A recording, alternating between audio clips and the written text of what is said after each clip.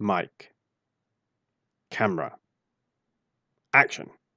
It's time to go. Why can't you come with us? I've all those fields to clear. Remember, when men build lives from honest toil. Courage never fails. That's right.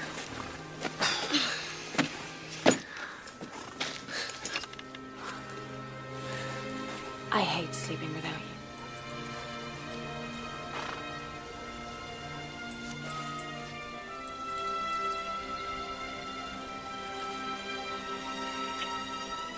Be safe.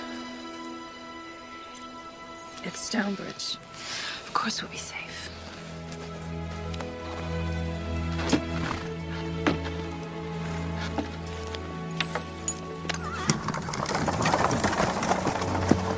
Why do people call Father Farmer? Doesn't he have a name? Your father believes that people become what they do. Nork brought him to Stonebridge when he was just little. So Nork is his father? The whole town adopted him. Different families took him at different times. But Nork, he always kept a special eye out. I'm glad he has a family now. I'm glad it's us. So am I.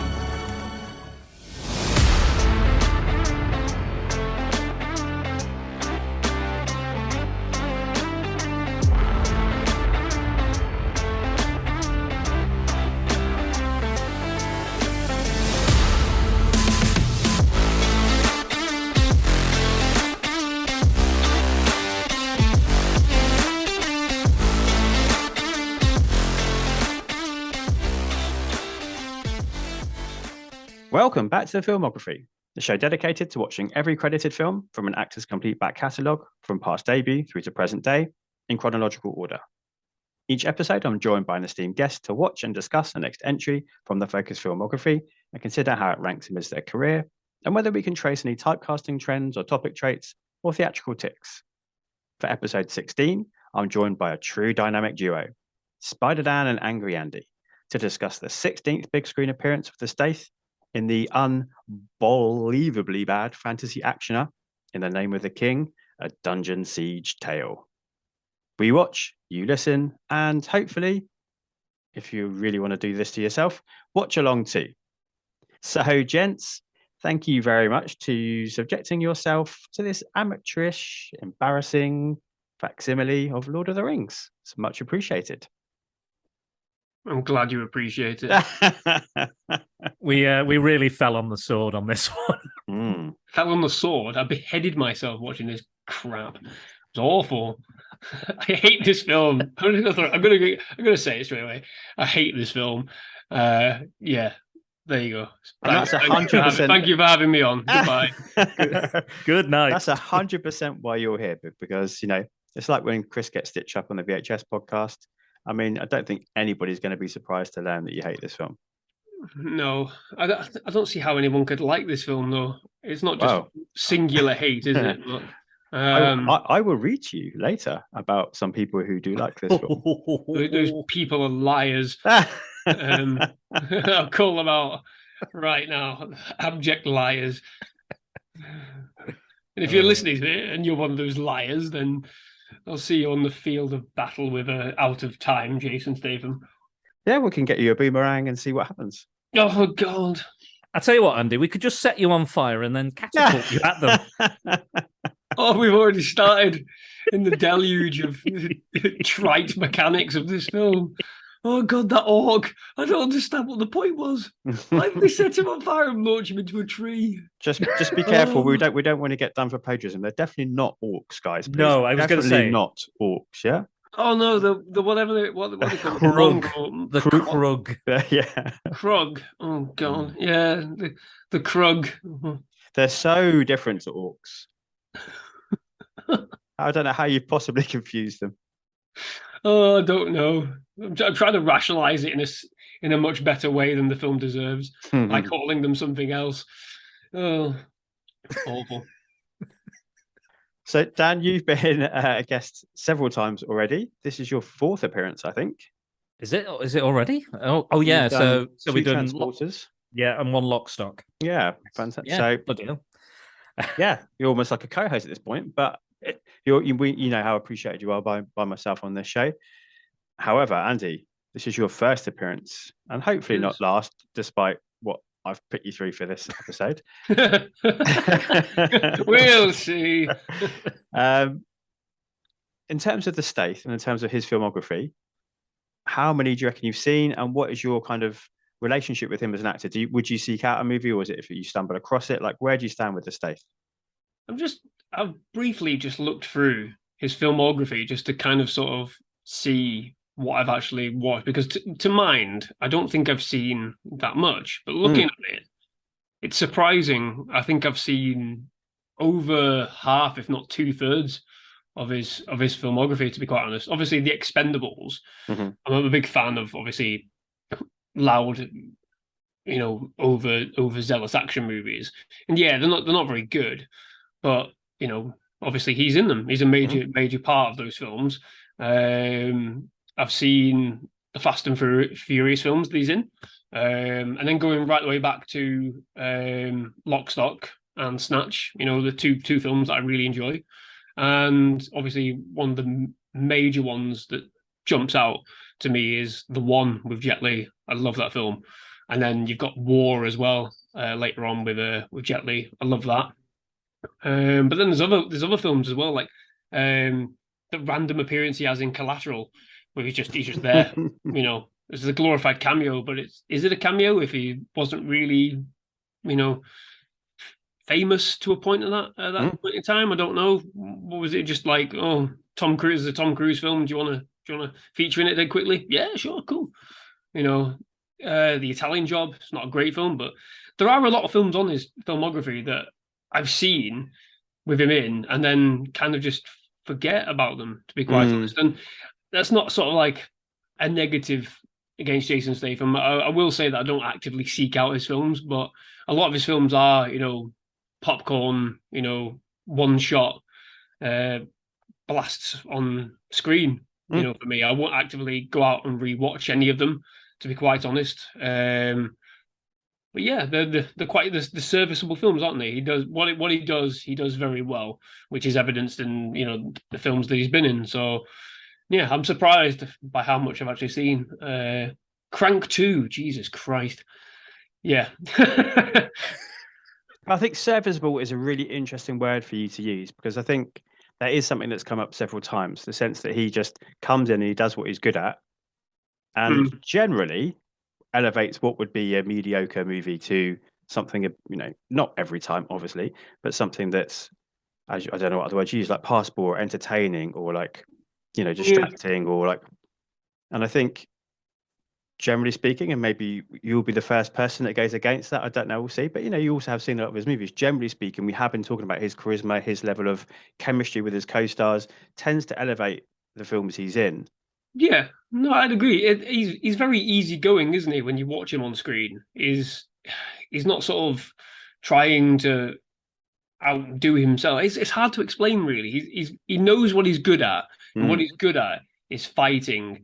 And like you said, that charisma. He's got that sort of the accent plays really well into him. Against other. When you see in The Expendables, the accent works so well against these famous other stars. You kind of you because he's almost the everyman. You kind of latch onto him because he does seem just like a normal geezer in a weird sort of sense for me. So you do kind of latch onto him and go, oh, okay, then yeah, Jason Statham's here. Cool. All right, cool. Let's go. Which, to be fair, essentially is. I mean, he was a normal geezer that Guy Ritchie plucked off the street. So it makes total sense that, and I think you're right. He's managed to maintain that despite being in one of the biggest franchises of all time and being a key component now, getting his own spin-off from that.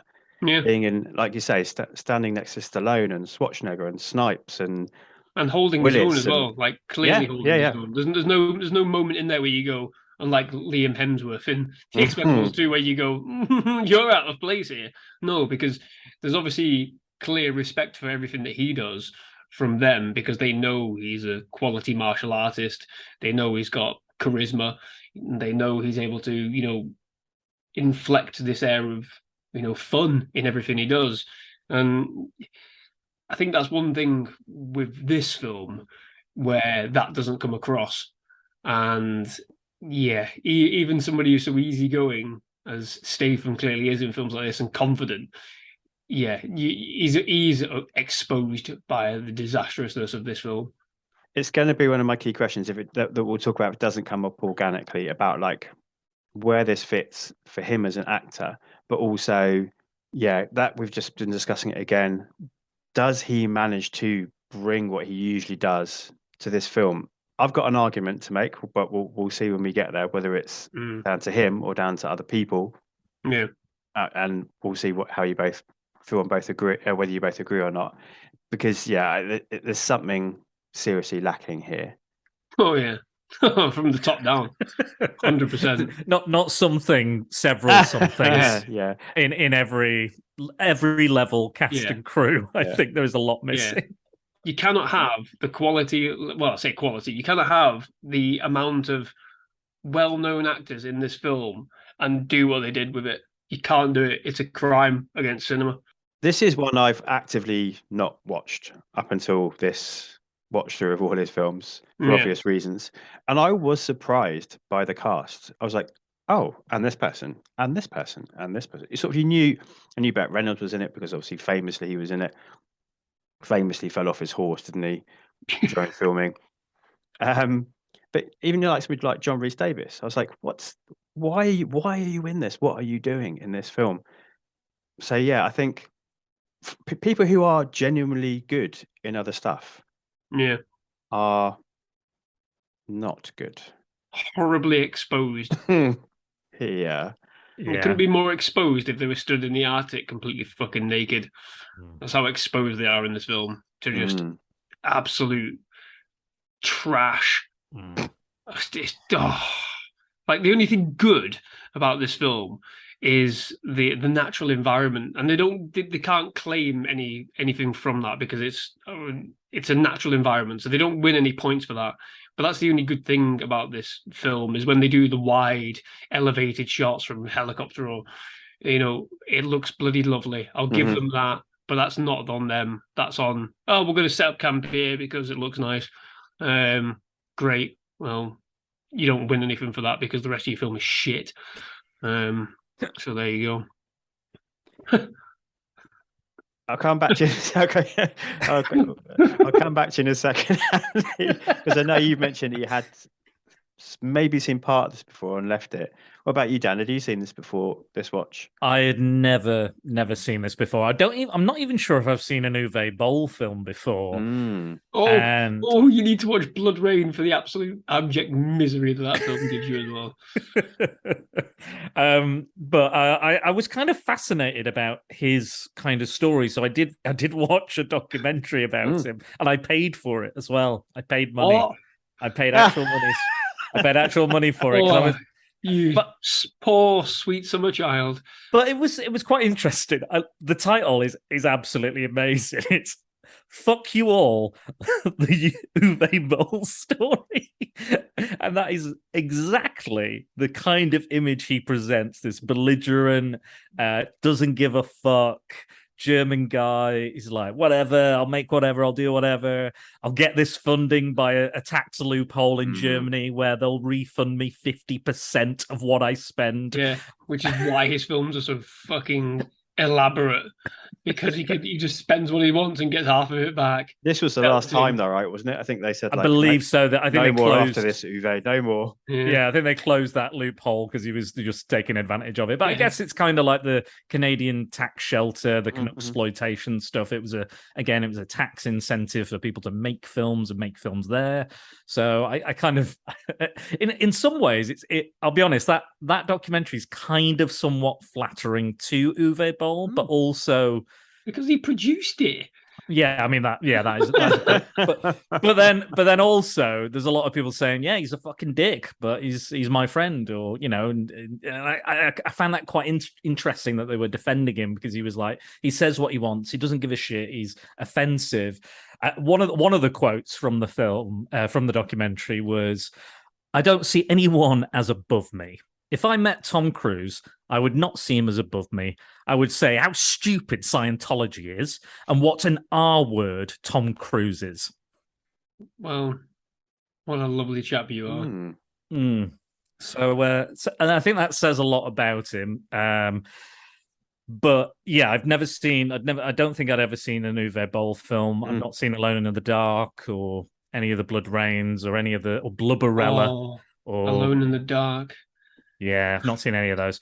What a But travesty. But I came in with this pretty blind, and again, I was very shocked by the cast. I was like, "Wow, okay." Ray Liotta. For some reason, his villain is named after a boat. Yeah. Don't ask me why. He's just named after a boat. The names are fucking stupid in this. Yeah. You also wouldn't know it was a video game adaptation because you've never heard of the video game. But I did do some research. So as some people... Classic Dan style. Oh, yeah, absolutely. A deep dive. I did some research into the game. Not the film, but the game. And I learned, because I was like, if spoilers for the film, if you're, I mean, to be honest, you've spoiled yourself if you put the film on. To be fair, it's like gone off milk of films.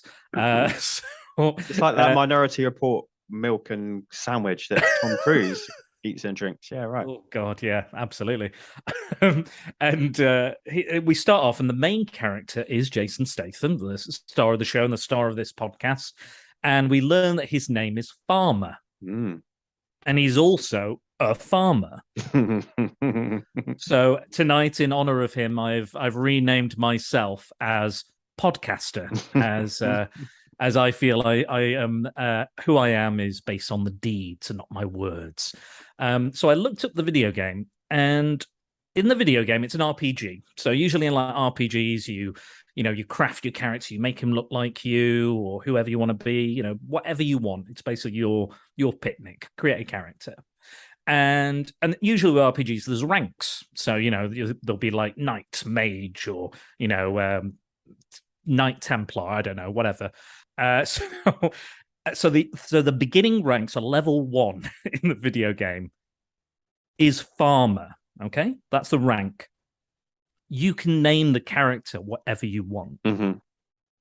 So what speaks volumes about this film to me is that Uwe Boll has gone, right, what's the character? He's a farmer, right, farmer. He's literally not even looked. He's not played the game. He's just gone, what? Oh, farmer, right. Write that down. Good. That's good shit. And then he's just gone with that. And later on, the writer's probably gone, why did you call him a farmer? Because the game is a farmer. He's not, you could have given him literally any fucking name. It doesn't matter. Call him Gawain or Duncan. I don't fucking know anything. But the fact that he's not even done that level of research into the game or even played the game is speaks volumes to what this film is, how dreadful every other aspect of it is. Yeah, I think that's, I mean, because they then have to address it, don't they, later on? His farmer's wife, played by Claire Forlani, and his son, played by random blonde child, not destined to long for this film, have a conversation. And she's like, well, your dad believes that the jobs you do define who you are. So he doesn't have a name. He goes by Farmer. But it's so clunky and so... Yeah. I don't know whether that was Boll enforcing that or this poor writer who'd been forced to do draft after draft, I think over years or something, to get this to the place that Boll wanted it to be to go into production. You're right. It's just a classic example of how shit this film is. And such an odd... It's a trite message, isn't it? It's like, oh, well, you are what you do. So that means by that no one can evolve then, even though quite clearly he does in this film. But it's stupid. It doesn't make any sense. Everybody else has got fucking names. Why not him? But also, he wouldn't have been like, because we find out, don't we, that he was orphaned. So Yeah. he wasn't. So was he called Orphan for a while? And then he was teenager.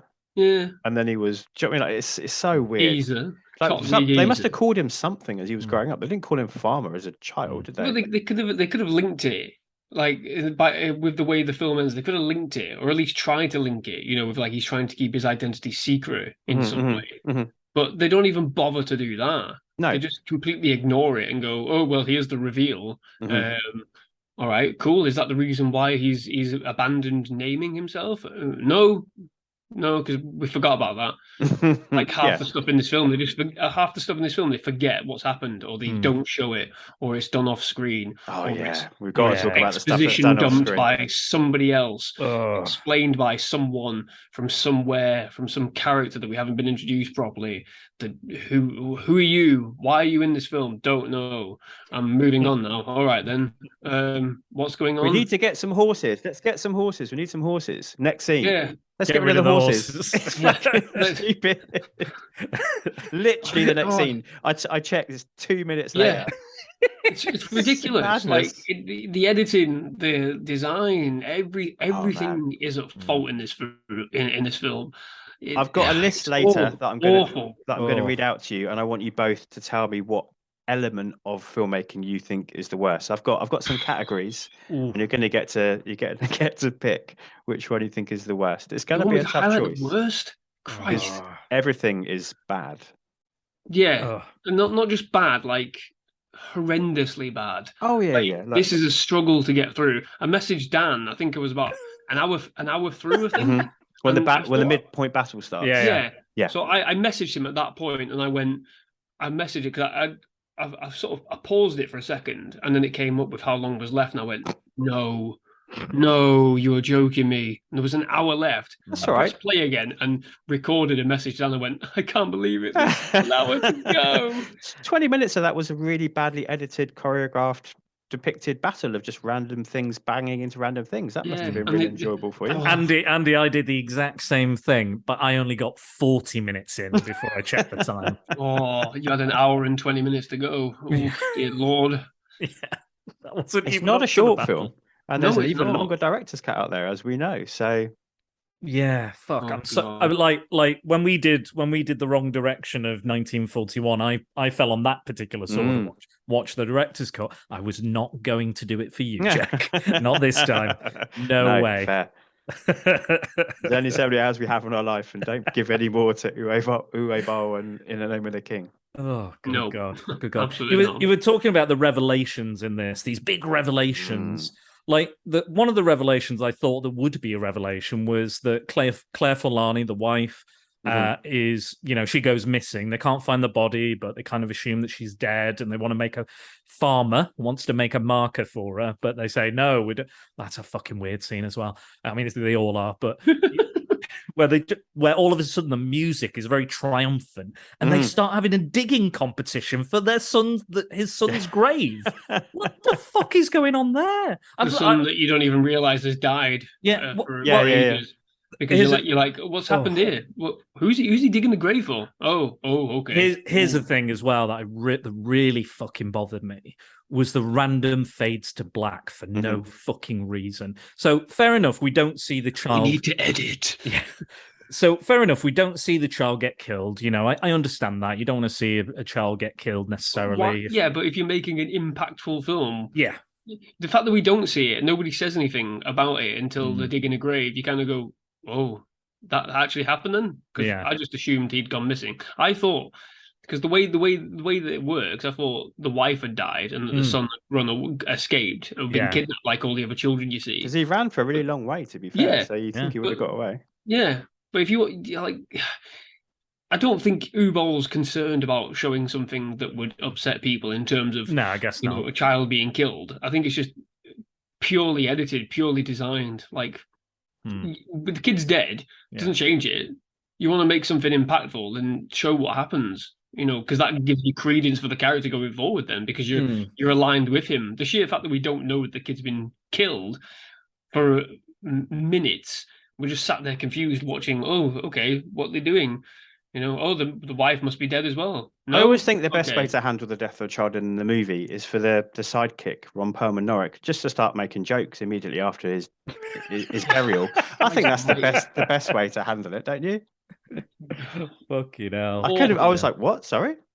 Yeah, this is not the time, Ron. But Hellboy, cut it out. This is not the time. We have the killing of the child. There's this big oh, I can't believe he's done that, and then just randomly it just fades to black. And when I was back in college, we put on a performance. It was like a TIE lesson. We went into a school and we performed some theatre in education, and we had to come up with the lighting and everything.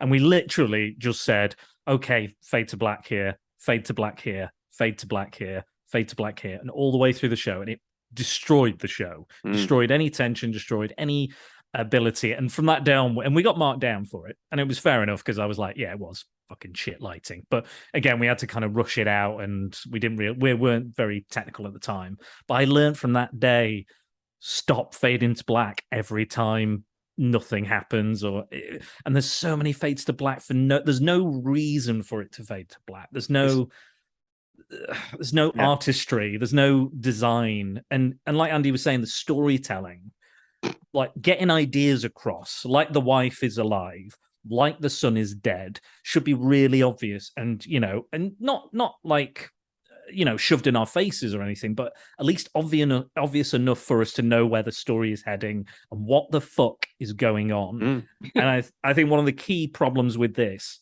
I might choose it later on down the line when you're getting us to pick, but the fucking editing, it's awful, is horrendous. Absolutely struggled the entire way through. It is seizure inducing. It's that bad. I didn't know what the fuck was going on. Well, there's no consistency, is there? So in terms of like a fantasy film, you do a certain type of editing for a fantasy film. There's no consistency. You do a certain type of editing for an action movie. You do a certain type of editing for a romantic comedy, which usually is, scene fades and things like that. With this, it's everything. Oh, that's good in that moment. We'll do that. Why? Why are we doing that? Why are we fading to black? Why are we fading into a battle scene? Why are we fading out of one battle scene into another? That doesn't make any sense. You don't do that in a battle scene. You jump cut because you heighten frenetic, violence. You highlight the action. You don't screen fade into somebody getting their head cleaved. What are you doing? You're just going, oh, you're missing half the action. And then you've got ridiculous edits where the camera pans behind the tree so that they can reattach the shot again, so they can play the same shot from a different angle. So it looks like there's more people in the battle. Oh, that's not obvious at all, Lou. Well done. Thank you so much. The fade to black just made me think of like a cheap, poorly made, like direct-to-TV movie, because that's what they do there, isn't it? Like like an EastEnders, doom doom doom doom doom doom. It's like Channel 5 porn film. Yeah, exactly. It's that kind of stuff, isn't it? But it's all. I like those Channel 5 porn films. You leave them alone. We know what you like, Dan.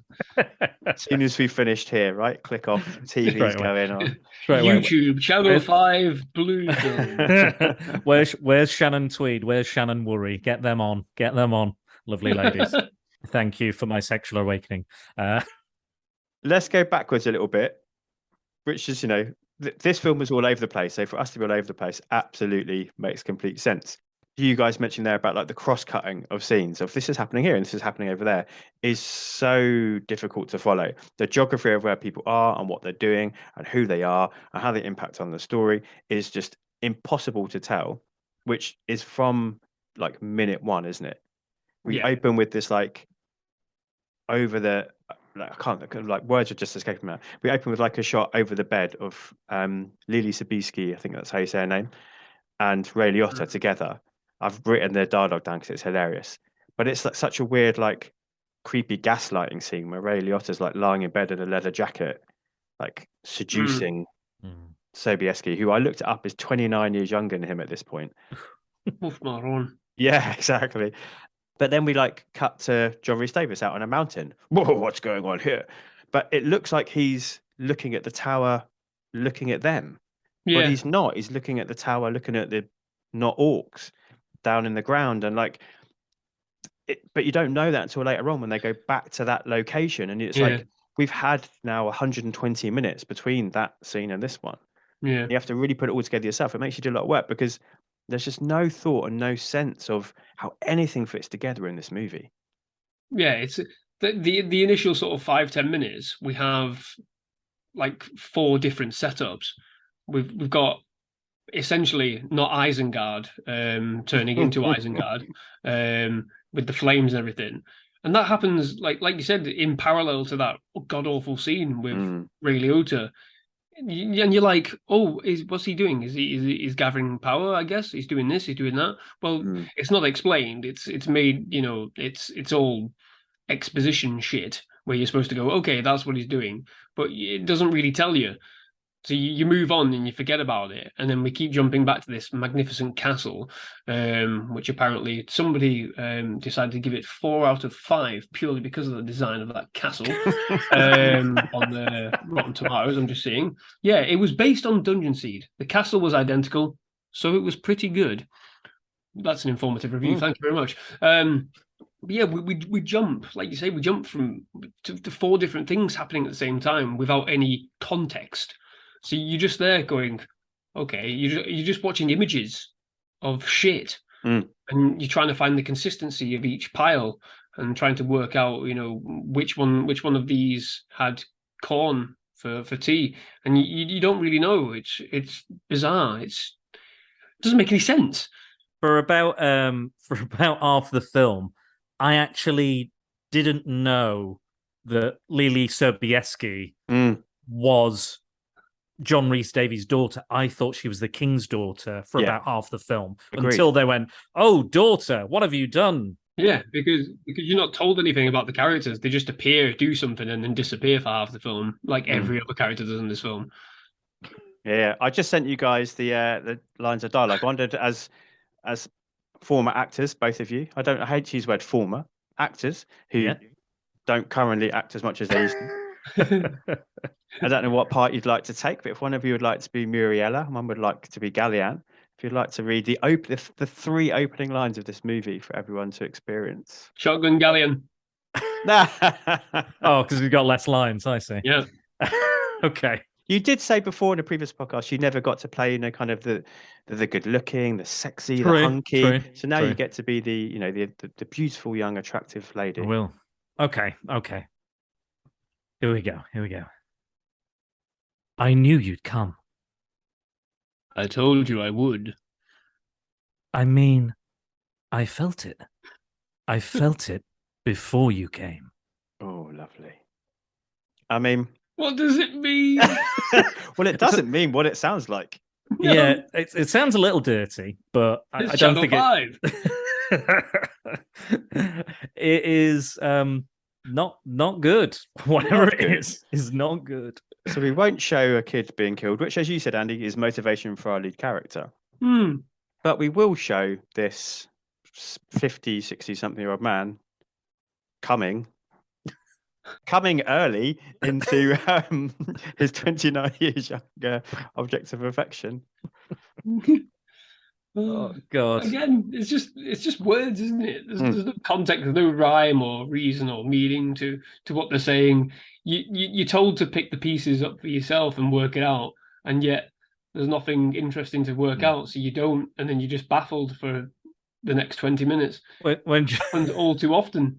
Oh yeah, all the way through. When Jack was talking about Ron Perlman making jokes about after the death of the child, I was reminded of Lily Sobieski. She finds out that the Gallian has stolen power from their bloodline or some. I think he's been absorbing it from her, hasn't he? But he's like, "You've tainted our bloodline," says John Rhys Davies. And I'm like, right, okay. And then she sobs. And this random model that apparently was going out with Uwe Boll, surprise, surprise, comes in and goes, "Oh, what is wrong?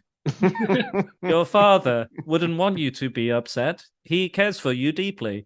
And Lily Sobieski sobs so hard, and it's awful. It's dreadful. And I don't think it's all her, but I think it's just the way it's shot as well, and the way it's directed, obviously. But I can't. She just sobs so hard you can't tell what she's saying. Yeah. But then, thanks to this very, very wooden performance from this model, she gets inspired to be heroic, and she puts on this amazing suit of armor. I did really like the suit of armor she has. It's very Joan of Arc. And then Totally she rides out. She's like, "I'm going to be the knight." She's fighting with the King's Aid earlier on in the film. You think, okay, she's going to have this like feminist moment. And the first thing she does is she rides out. She's like, very triumphantly riding out. She sees one Krug one Krug leader, and she immediately runs away. I was like, wow, that's after all that. She just goes, into the forest. Yeah. Again, like there's no context for it either. You don't get an inner sort of monologue or inner thought process. She just runs away, and you're like, oh, okay, that totally defeats everything that's just happened in the last 5 minutes. I mean, think of the scene they're trying to steal from in Lord of the Rings, when it's all about Eowyn being, because she is no man, so she is the one who can defeat. Is he called? I can't think what he's called. Is he called the Witch King? The Witch King. Yeah, I nearly said Cheddar King there. The Witch King. Yeah. So the thing there's everything is stolen. Absolutely everything is stolen, and then just like so poorly interpreted. I always think of like those carbon copy things where you you write on the white bit and it sort of slowly fades as it goes through to the yellow bit that you get given at the end, so you can barely see shit. That's what this film is. It's the yellowed, faded, crap version of what was once good. Yeah, there was a point, again, I think it must have been the final battle, which is in the middle of the film. Don't forget the Battle of Muddy Hill. Don't forget the Battle of Muddy Hill. Oh, Jesus Christ, appalling. But there was that point, I think, when something happened in the battle, I think, when I thought, Christ, I should have been taking a tally of how many times this has ripped Lord of the Rings off. All three Lord of the Rings films. Like, I should have taken like some sort of tally, some sort of count, because it's atrocious how much they try and sort of pilfer. All three of the films had come out by this point, hadn't they? Yeah, this is 2007. So yeah. Oh God, yeah. Well, there you go then. Do you think you can count that high? And that's not a slight on you. That's on numbers and how many numbers you'd have to count to. Well, yeah, but that's what I mean. I seriously thought I should have had like a piece of paper and a pen and just done a single etch mark every time something happened. Mate. Well, yeah, I would have run out of paper. Would have been writing on the walls like some psychopath in a prison cell. Like, we've got another one. There's another one here for us. It's all connected. It's all connected. Jesus, yeah, just appalling. Like, and I like. You got to give him credit for going, oh, Lord of the Rings was great. I want to do something like that, and then just completely butchering any semblance of quality in trying to replicate that, because we've seen other films do it.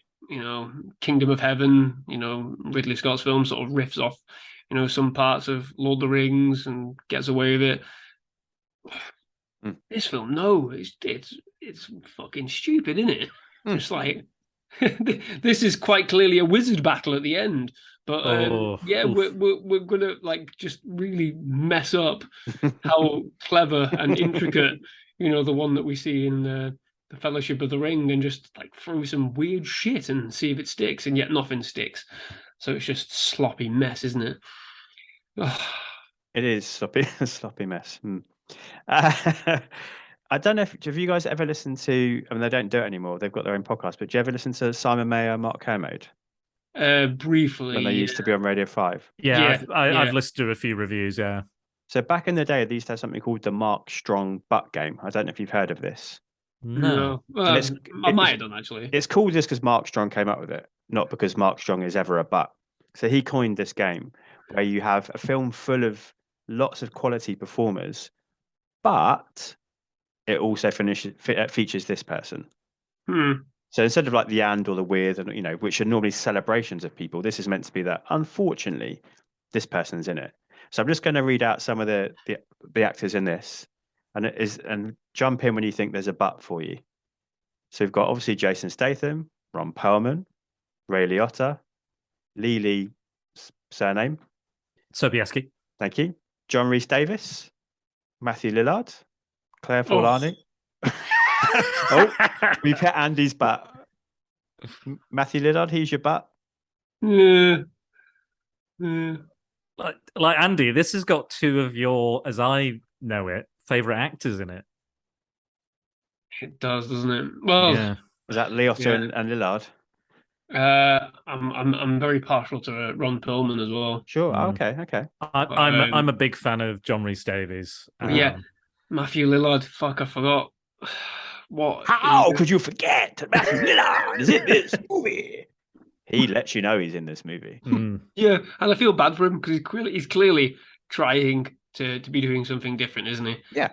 And like all the actors in this film, they've been betrayed by abject. I've never seen an actor in a film with a wetter mouth than Matthew Lillard in this film. He's constantly like eating or drinking and like speaking and then spitting, and like he is really fucking going for it.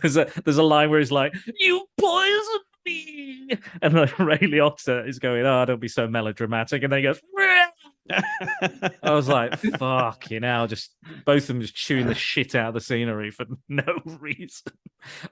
So also, here's another problem I have. That poison, he cures him with the poison. Burt Reynolds, it just stops working. Oh, doesn't John Rhys Davies' mage like hum like don't apologize for this film, Jack. Power suck it out of him, doesn't he? That's what I thought. He comes in and waves his hands over him, doesn't he? Here, but it doesn't say like, oh, there you go. It's out. No. That doesn't happen for quite a while. And then he says, "Oh, you don't have long left." Already been struggling. He's like, God, you need to give me it. You know what I would have done?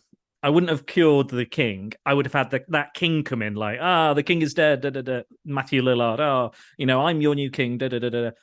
And then Burt Reynolds comes in and is like, I'm not dead at all. Yeah, but they do that later on, don't they? They do that later on, but there's no impact because we all know he's alive. Yeah, exactly. There's no, again, all these fucking reveals are shit and useless because we know all this shit already. We know Claire Forlani is alive. There's one a nice little nap in the carriage on the way to prison, isn't she? Nice little nap in there. She had a great time. Well, I need to get back to that scene because fuck me. But yeah, what I would have done is I would have had John Rhys Davies shapeshift into the king, and then later he goes off and reveals it's him. But the king is still you are imaginative and have talent. So you were not on this production. Stop trying to fix the film, Dan. Sorry. Jack's apologizing. I'm trying to make it better. I will make it legal. I have a lot of work to do to make this. Can I talk? I have to talk about that Claire Forlani scene. Do it. In the carriage. She's my butt, by the way. Like Claire Forlani cannot act in anything. No. In anything. Yeah. Very beautiful lady, but she's obviously always cast because she's attractive, but she cannot emote. Yeah, I think that's the biggest one. Like I sighed at Matthew Lillard because as soon as I saw him, I went, "Oh, this is where your career kind of started to fall," and it's not really your fault, is it? But yeah. Talk to us about among Solana, everyone. Dan. So Kristanna Loken's massively exposed as well. Yeah, doing nothing as per usual. Everyone is massively exposed, and I don't think it's not the actors, it's the way they're shot, the way they're directed, the dialogue they have to like. Even Ron Perlman is Burt Reynolds is clearly sleepwalking. Ron Perlman doesn't really give a fuck, and anyway, Claire Forlani. Somebody got a boat, somebody got a house, somebody got a. Yeah, exactly. It's a Michael Caine. It's a Michael Caine film, isn't it? New garden furniture. Yeah, I got a shed. Whatever it is, whatever you want to call it. But I have to talk about this Claire Forlani scene because I couldn't stop laughing. So it's so fucking hilariously funny when it shouldn't be. So Claire Forlani wakes up and we see that her brother has also been captured. And she wakes up and she's like, "Oh my God, you're alive. Great. Where's Farmer? Where's my parents? Where's my son?" All this sort of stuff. Like, is my son with my parents? And the fucking delivery of this line, he goes, "Yes, your son is with our parents." Pause. Where they all died in the village. And then I was like, "Fucking hell, mate! Why did you do that? That's really fucking mean." You give a hope and then take it away. And then she just breaks down, and it's just like, more Lily crying, yeah. Oh, it's so bad. But I was laughing because I was just like, "How can you leave that longer pause?" And then it's followed up by the worst bit of crying. God, It's right. It's writing to try and be like impactful, isn't it? Mm. Like Gladiator. You know, it's trying to echo that kind of Gladiator is kind of definitely, sentimentality, isn't it? By Mm. the way that it's delivered to her, and yet it doesn't work at all because it's the wrong thing to fucking say. It's the wrong thing to say, wrong way to say it, and the wrong way to shoot it as well. It's just awful. He's like a favorite of Uwe Boll, that actor as well. He's been in a few of his Yeah. films. Why? Because he sucks eggs for free. Is that what it is? Probably, Must be. it probably sucks other things to be in these films as well. Fair play. I mean, I've not been in a fucking film, have I? So True. I mean, credit to you. He's getting True. paid. Yes, but you've also not been in this film, so credit to you, Andy. Yeah, credit no. to everyone Thank who's not been involved in this film. Thank you. But there's a scene later on where they're trapped in the mine and it's just him and he's Mines of Moria. yeah. Oh, when Yeah, he's when he's absolutely. chatting up blonde. Yeah, and he's like, where are you extra from? Yeah. Yeah, where are you from? And she's like, I'm from Longoria, wherever that fucking land is. And he goes, don't worry, we'll get you back to your family. And she goes, nah, we'll die down here. And he doesn't respond in any way. He just shuts up. Another fabulous bit of character dynamic and relationship building. No, we'll die down here.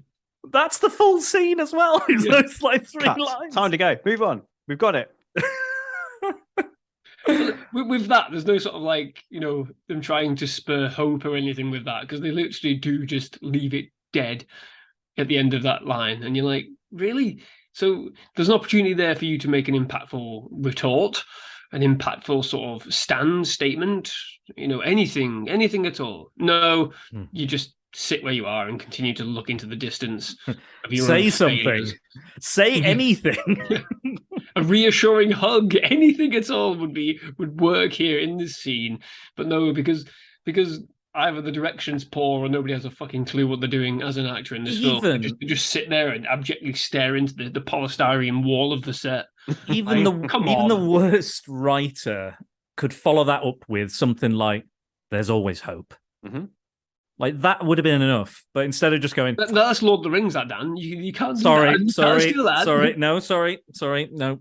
But like anything, literally anything. But just that awkward, like, oh shit, bit awkward. You know, that kind of moment is, it's dreadful. Why does the camera linger so long? It's like children when children say something depressing to each other, and like a child just goes, all right, just doesn't do anything, just wanders off.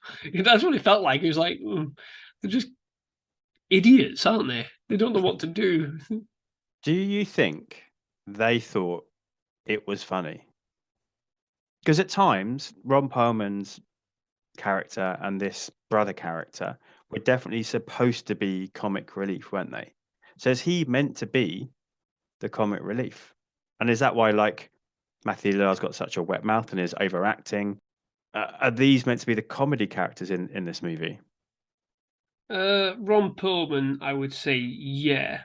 Matthew Lillard, I think he was genuinely trying to create some kind of snarling Weasley character. Which he does, to be fair. Yeah. But it doesn't really work towards the end of the film because there's no resounding resolution, really. Like, is it a translation thing? Do you know what I mean? Like, sometimes when people from different countries, their comedy is very different. So, like, is this Boll's version of comedy where it's like, I'm going to have this long pause and then deliver, haha, I tricked you. No, your son's really dead. And like, yeah, because we get the terrible scene. I mean, compared to all the things we've already discussed, quite possibly the worst scene in the whole movie when they're crossing the ravine. Oh, good Lord. On a very obvious zip line. I don't know why there's a zip line in this ancient realm of ebb. Yeah. But they're crossing the zip line and the Stath's farmer is already going to cross it and got stuck halfway and like wiggled his way across. And then these other two guys swing across, don't they? And bump into each other in the middle before falling down. Like that was, I'm laughing because I'm laughing at it. I'm not laughing with it. Yeah. Like it was clearly meant to be funny, wasn't it? Yeah, it was meant to be in sort of like the Lord of the Rings did this with the hobbits, you know, when they all get pushed over the edge and they find the mushrooms before the ring wraith comes. You know, that was funny. They all fell down at the side of a ravine, didn't they? That was funny. Let's do something similar.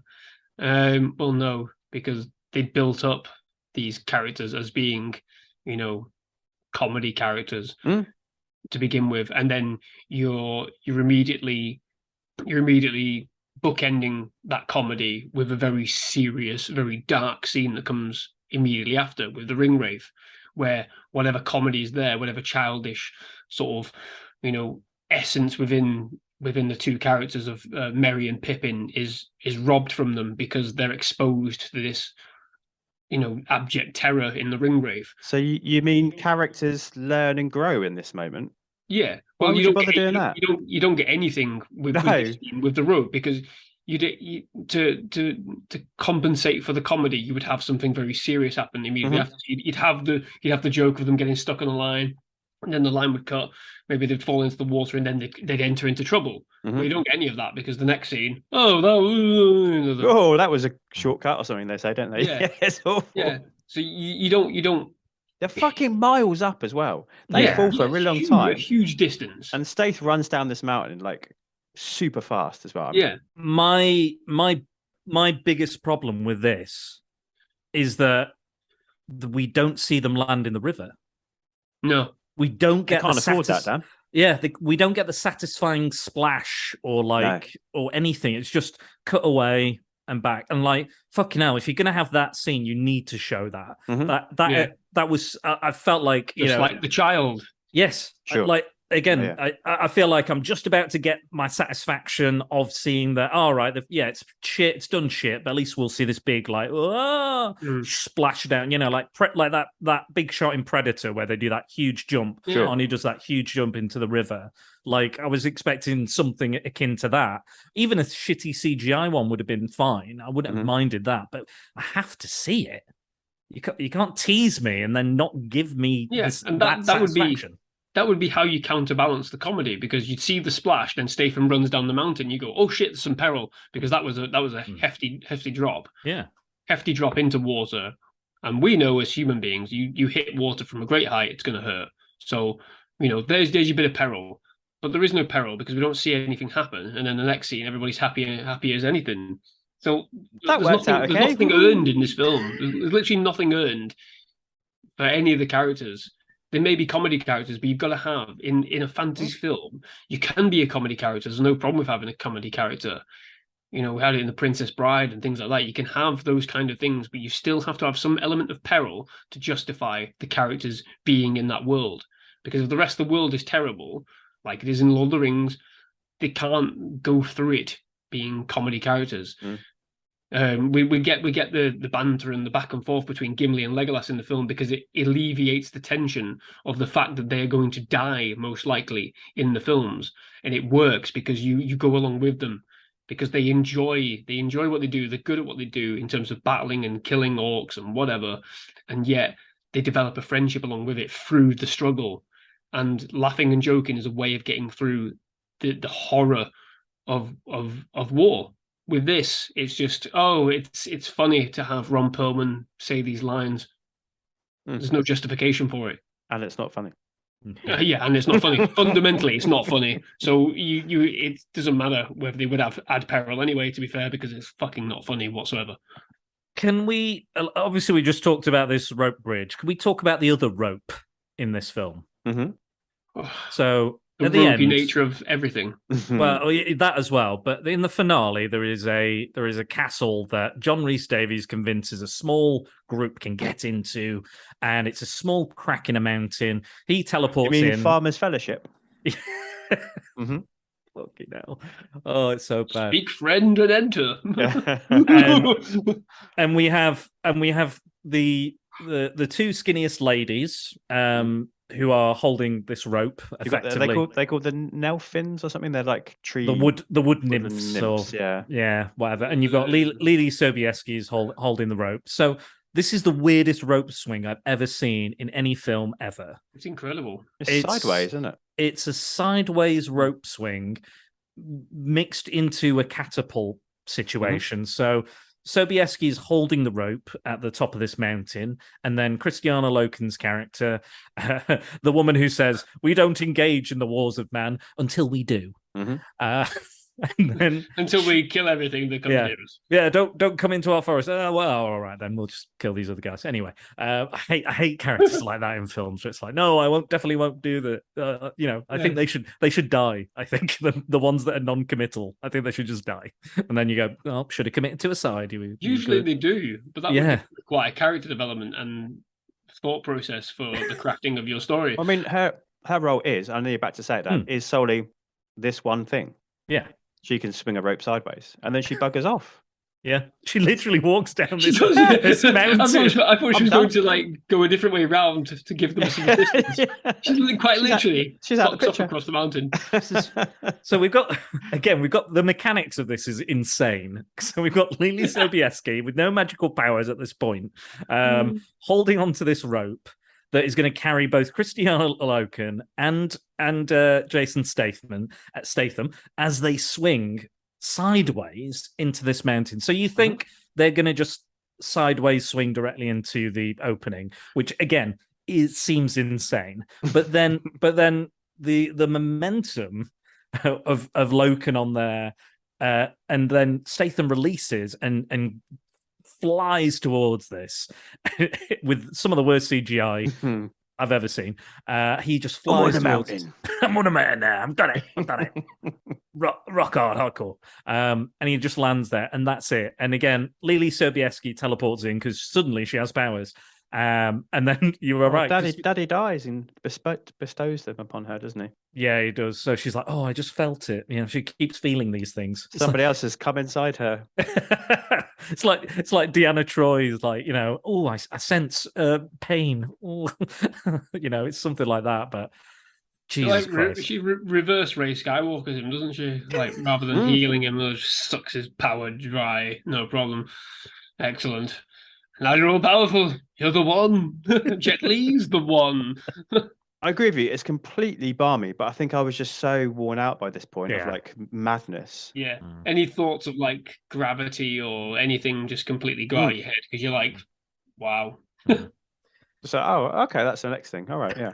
Me, Megan, Rhea, and Mike covered a few Disney films recently, and the least favorite of all of them was Dragon Slayer.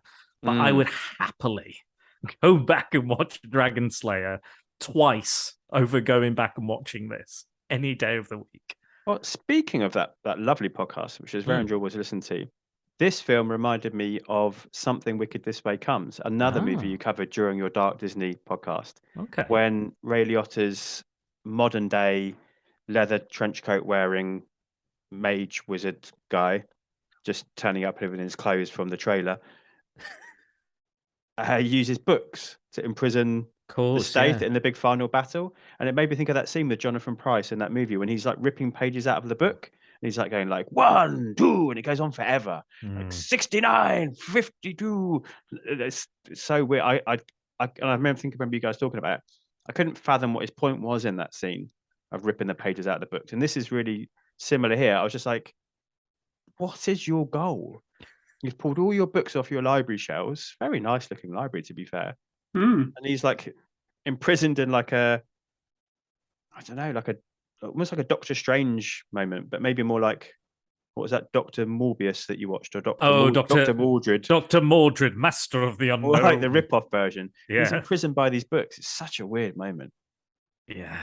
It's a pretty horrible final battle. And the Wizard's Duel is two blokes standing in a room. The Wizard's Duel is laughably awful.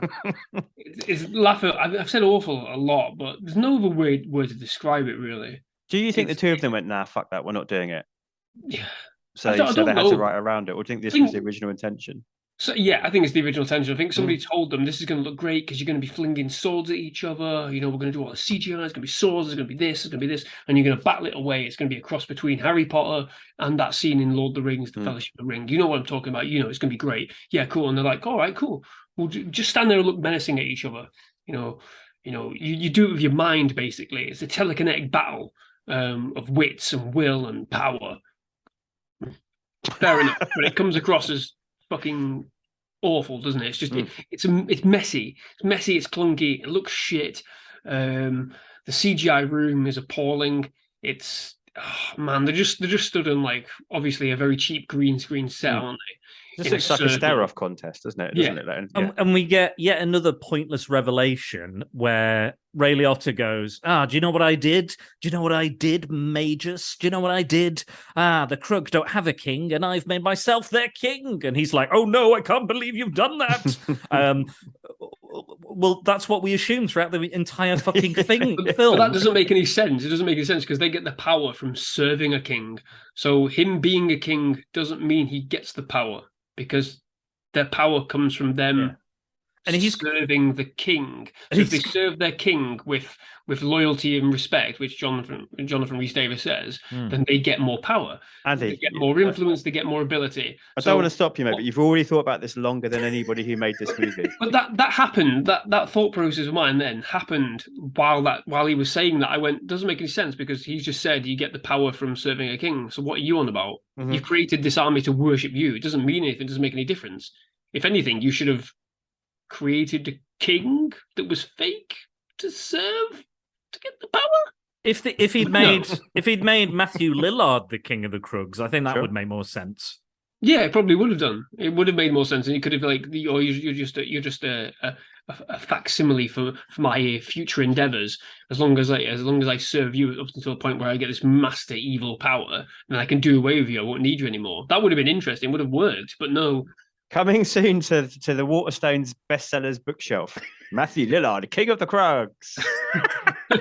King of Krugs. Yeah, absolutely. The thing is, Harry well, Potter.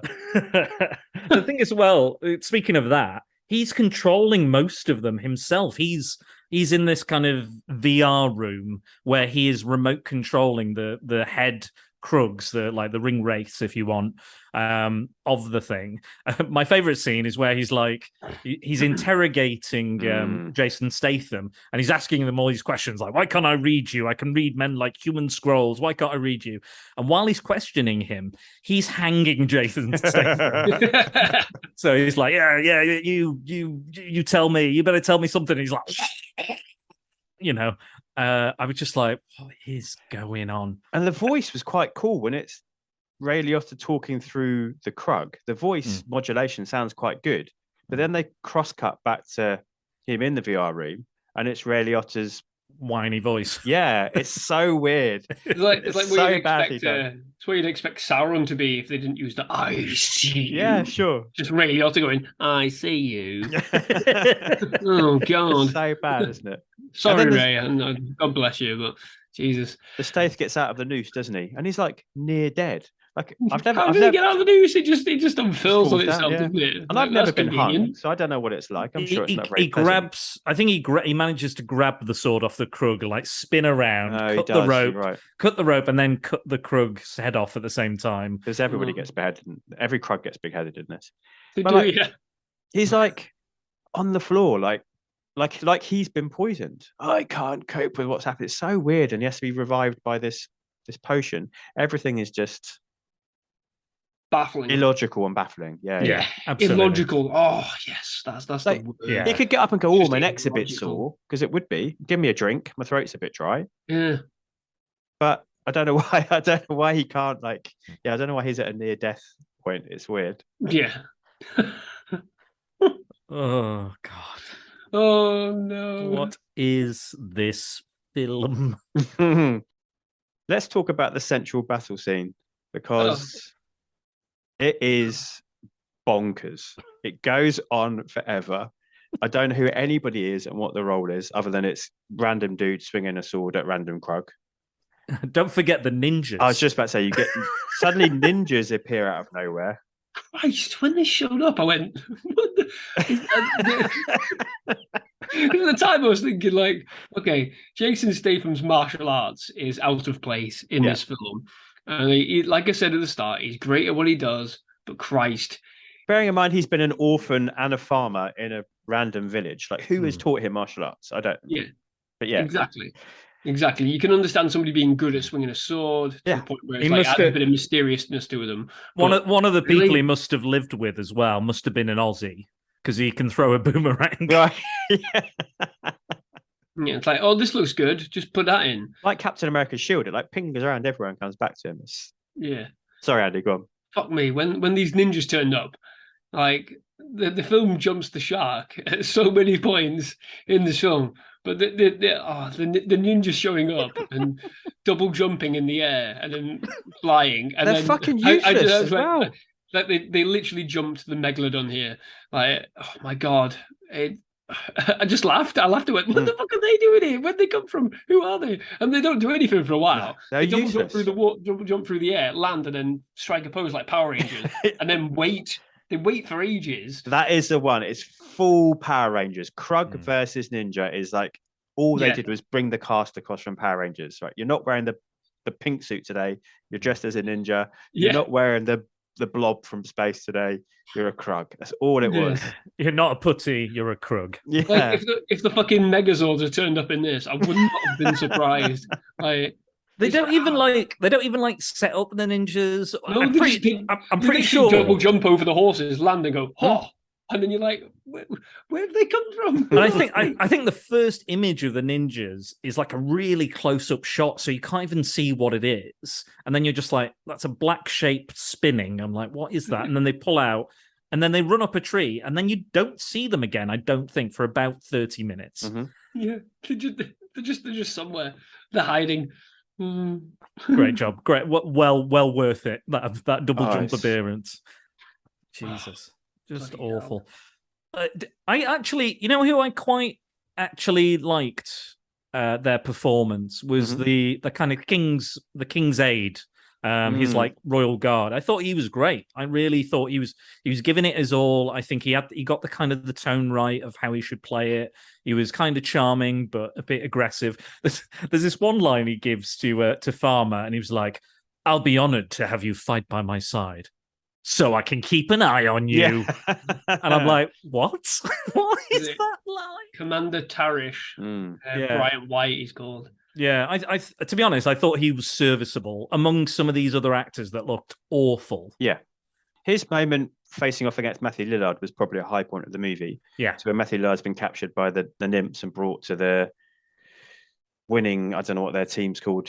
Did they win? but Reynolds kind of just ends. The Knights of Ebb. Yeah, I suppose the Knights of Ebb. Yeah, he gets brought there, doesn't he, by Lily, and then they have quite a nice little face off in a ditch, which I thought was quite well done. Yeah, only for it to be completely undone when they go, "Hey, you can't do that. He's the king now." Yeah. What? But no, he's not. Oh, okay. There's another twist coming, guys. Don't know if you saw it coming. All these twists, none of which are earned. The Stath is the king. Great. I love the fact nobody questions it. Here is the true king. It's this dude that was chained up and looks like a farmer, a bald, modern day close crop haired farmer. He's your king. Everyone goes, all right, cool. Yeah. Well, I don't know what it is, but I think our mutual friend Nathan Smith, I don't know what it is, but I think we watched something once, and when somebody says something far away and off screen, it always makes us piss ourselves. So like in Rogue One, there's a bit where like Jyn Erso is talking about the rebellion and stuff, and then there's a pause, and then right in the background you hear someone go, "What is she proposing?" and I got they are in it. Somebody's clearly gone, we need. Oh, we forgot to put a line in here. Quickly record something. What is she proposing? What is she proposing? And I got the same feeling, the same laugh from the king is dead. Yeah. Oh no, the king is dead. And it was just like, it just makes me laugh. I don't know what it is about it, but every time someone has a slightly faint, far away shout that is very, very faint, it always makes me laugh. I can't trace it back to anything, but yeah, it did make me laugh. It's a classic Simpsons thing, isn't it? Yeah, I think that's it. Who objects? Me. You don't see the person. It's just pure comedy gold, isn't it? I think it's something. Yeah, it must be something like Hans Moleman in the background or something going, me. Oh, I was saying Boo Earns. Yeah. If it's Nathan, it's probably something like that. It's probably a Simpsons reference. But yeah. Oh. Let's talk about Bert the King. Do we have to? Do we really have to? Yeah, I think we have to about his death scene. Oh, God. Where he's wearing a black t-shirt. Yeah, that one. Yeah, and the scene, the post poisoning scene after he's been healed, and then they have the discussion in the room. I think let's start. Let's talk about all of his scenes. Well, it's just the death scene. I think we have to talk about him, and as you say, his black t-shirt, his acting is awful. But the scene much earlier on, so after he's survived the poisoning by being healed by John Rhys Davies, what the fuck is going on with the framing in that scene? I thought something had gone wrong with my TV. I was watching it because suddenly everyone's off to the side of the screen and you only get half their head. And then Burt Reynolds is like this. You just get to see his fucking toupee for a moment. And then it's like, now you can see my chin. It's so weird. I don't know what was going on. I'm a massive fan of The Handmaid's Tale. It's such a powerful show, but they play with framing and cinematography in that show all the time to get you into the mindset of the characters. And they use open space really, really cleverly in that show. I actually use a scene from that when I'm teaching in terms of how to frame something in order to tell you what's going on between two characters. I don't know what was going on here because nothing was telling me anything other than clearly somebody thought they were doing something clever. I just can't tell you what it is. Yeah, somebody got told something at film school, didn't they? And thought, I'll do that without any context for why it's done. Like you said with Handmaid's Tale and things like that. I don't know off the top of my head. I can't really think like what I want to say in terms of those kind of shots. I know exactly what you mean because we watched an episode last week where that shot is she stood right in the corner like I'm positioned myself, and you've got a vast sort of openness, and it's all like I think it's just like a hallway or something, and it's like grey and dank looking, and yet she's just stood there in her red gown. It's very sort of like she's almost like isolated still within the dankness of the country as it is. And they're showing us storytelling. So but you don't there's nothing of that here because there's no reason, there's no context behind it. So even if you can't, like, I'm struggling to sort of explain the shot in Handmaid's Tale, but I get a sense of the character being isolated and completely sort of stuck, within all the shots in that show, and that kind of highlights it. Because if you've got them sort of lower down in the corner of the shot, and then the next shot is somebody on the other side of the frame, taking up more of it, of a higher angle, you get a sense of, okay, that person's overpowering them in a sort of a figurative sort of way. That's what you get visually when you look at it. In this, like you said, it's a chin, and then it's an arm, and then it's an eye, and you're like, well, what the fuck are you doing? And it's just somebody trying to be clever for the sake of it. And it's like, I don't know if you digital comics, when you like double tap sometimes to zoom in on the panel, then you can zoom in on a moment. And sometimes if it's been uploaded wrong, or if you swipe the screen back, and it does something weird. And that's what it reminded me of. It's like really bad paneling in a comic. It's so awful. Yeah, terrible, absolutely terrible. I like a lot of the scenes with Bert. I was just like, this is like, don't get Chris Phelps to watch this because he'll die. He's a big, but I know he's a big Burt Reynolds fan. It'd be like one of the guys from Indiana Jones just shriveled up, like, what have I done? It's really depressing to see Burt Reynolds in this, and just it's just so out of place. He's so miscast. If it was a different actor, or it was a different time, or if he gave a shit, it might have worked. But he really doesn't. Like the scene with him and Matthew Lillard having breakfast, and again, very wet mouth Matthew Lillard, and he's like, "I'm going to be a good boy now," and he's like, "Right, good, yeah, brilliant." I reckon a lot of those shots, when it singular focuses in on them, they're not together. They're not together. No. Not at all. There is no way Burt Reynolds is on that is at that table when they're shooting Matthew Lillard on his own. There is no way he's there. I was going to say, absolutely actually, no way. because Matthew Lillard's in a different film. It feels like when Bert's there, and it's just like, oh yeah, great, enjoy the breakfast, yeah, it's good, and he's like, and like, I bet there was part of Matthew Lillard where we went, you know what, I'm going to do a scene with Burt Reynolds. This is going to be amazing. Yeah, there are a couple of scenes when they are together on screen, sure, but for the majority of it, it's like cut to the next actor, then back. You know, and the music, you can clearly tell the music in that fucking scene is like in Cable Guy where they go to the medieval times. It's like the most stereotypical, like daunty, like green sleeves. Do you know medieval times? You know, it's just, and I was just like, why are they playing this humor again? The music is totally out of place constantly, and that is the most humorous, like do diddly do do do, and it's not funny. It's not a funny scene. I don't know why they're playing it to be funny, because it's just not. It's nothing. It's a nothing scene. It distracts you, doesn't it? Because you're trying to listen to what's being said, but because what they're saying is awful, you hone in on the rest of the film around it. So you start noticing everything else that's wrong. So you notice the set is just cardboard, which is fine, fair enough, you know, but you notice it greatly because the lighting's awful. And then you notice that the set is awful. Then you notice that the music is awful. Then you notice that the editing's awful. It's like a snowball effect of like realization, because there's nothing interesting to grab hold on. You're searching for something, and all you see is shit. That's how my mind works with films, and it happens as soon as something, and it can be like the best film ever.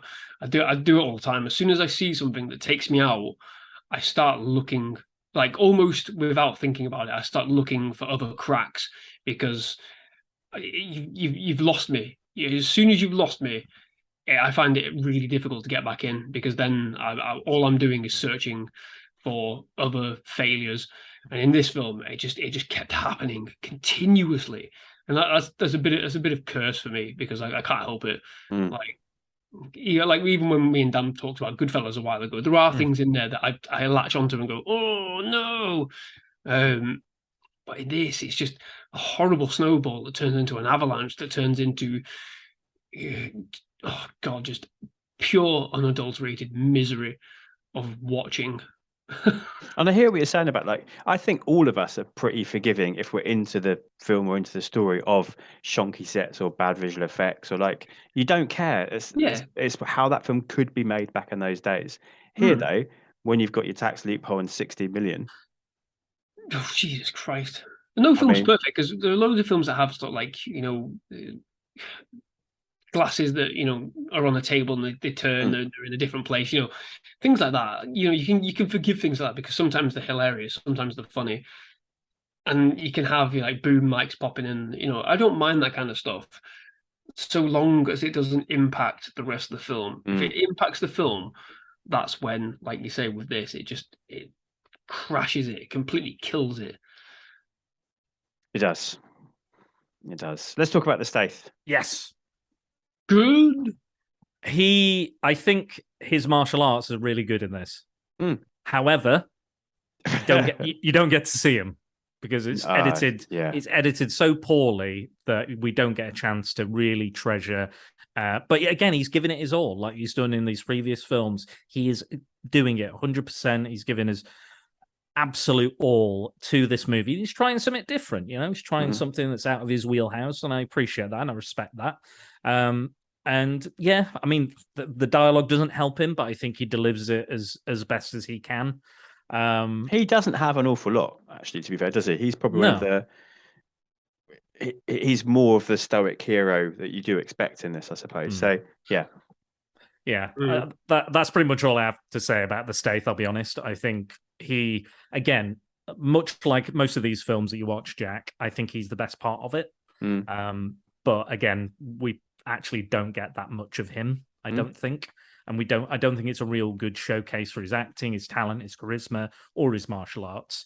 And I know he hurt himself. He damaged his foot or something. And one of my least favorite shots in the film was him running over all the Krugs. And I was like, this is oh, it just looked rough. It just looked really rough, that scene, that moment. But yeah, he's great as always, but unfortunately, he's not given the ability to shine in this film because of all the other failings. Andy, what do you think? His fun personality doesn't come through in this film at all. Yeah, the martial arts are good, but for me, it's completely out of place. Like they've just told him to do what he does, which is fine, but it doesn't work for the film because it's a sword and sandals kind of film. You should be focusing on. I mean, he does later on in the film. He does have a good sort of sword battle with Ray Liotta, which again is horribly cut, probably because the choreography is not great. I think what happened in this film is he probably spearheaded a lot of his own choreography with the other stunt people, and there's a lot of stunt people in this film, hell of a lot. Because I waited for the credits to come through just to see like the depth in this film, and there are a lot of stunt people in it, and I think because he's from what I've seen, he does do a lot of his own sort of stunt work, doesn't he? So you can see that he's trying his best to sort of give some sort of impact into the choreography, because everything he does is very precise. All his moves are very precise. He's very powerful in what he does. He's very acrobatic. We know that anyway. But it just doesn't fit. It didn't fit for me at all. I was praying that he would not necessarily slow down, but focus on a bit more sort of strength in sword combat and things like that. It's an easy fix again, isn't it? Like if we had one of the king's aides being a martial artist, then we're going, hang on a minute, he knows martial arts, and we fixed it. Oh, I'm waiting for the. I've got it, guys. I've got it. So he's been in this village. He's lived with lots of different people. He's clearly lived with an Aussie to learn the boomerang, but he's also lived with one of those ninjas, and they've taught him martial arts. Yeah, done. But you could have like explained it, like you said, with if somebody else has equal capability in terms of martial arts as him, because then it becomes part of the world then, because clearly somebody else is trained in the same way. A very similar thing to any kind of action film, like I'm trying to think of that one with the gun kata.